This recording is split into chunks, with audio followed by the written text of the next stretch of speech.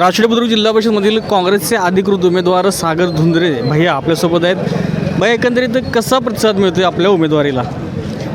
गेले 7-8 वर्ष या मतदारसंघामध्ये प्रामाणिक काम केल्यामुळे वाडी वस्त्यावर संपर्क असल्यामुळं हा मतदारसंघ संपर्काला साथ देणारा मतदारसंघ आहे.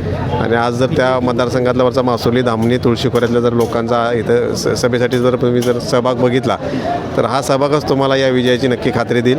आणि या लोकांच्या आणि तिथल्या माझ्या संपर्काच्या जीवावरच या मैदानात मी बाजी मारण्याची 100% तुम्हाला खात्री देतो. आपल्याकडून एक सांगितलं जातं की कुणीही वचननामा मांडलेला नाही, तुम्ही एकमेव उमेदवार आहात की ज्यांनी वचननामा मांडला, त्या बाबतीत काय थोडं सांगाल?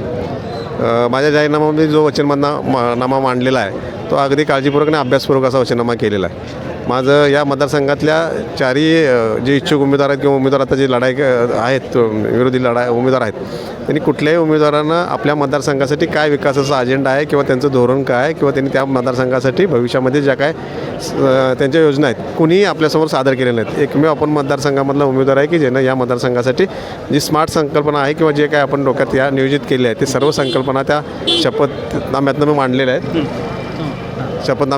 आहेत. आणि त्या शपथनाम्याच्या जोरावरच नक्कीच माझं मतदानामध्ये काही सुज्ञ या मतदारसंघातले जे नागरिक आहेत किंवा मतदार आहेत ते नक्कीच विचार करून मला या भरघोस मताने विजयी करतील याची खात्री आहे. सुशिक्षित आणि सुसंस्कृत उमेदवार म्हणून आपल्याकडे बघितलं जाते. सरपंच पदाचा देखील अनुभव आहे. तोच अनुभव या जिल्हा परिषदेमध्ये कसा राबवता येईल?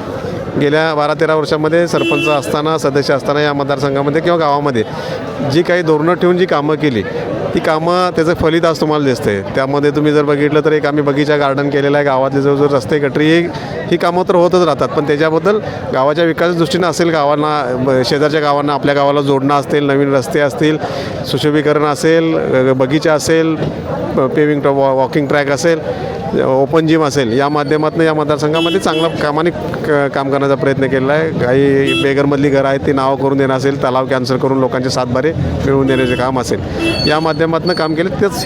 तेच स्मार्ट योजना या मतदारसंघामध्ये नेण्याचा माझा मानस आहे. अशाच नवीन अपडेट्स आणि आपल्या भागातील बातम्यांसाठी या चॅनलला लाईक करा, शेअर करा आणि सबस्क्राईब करा.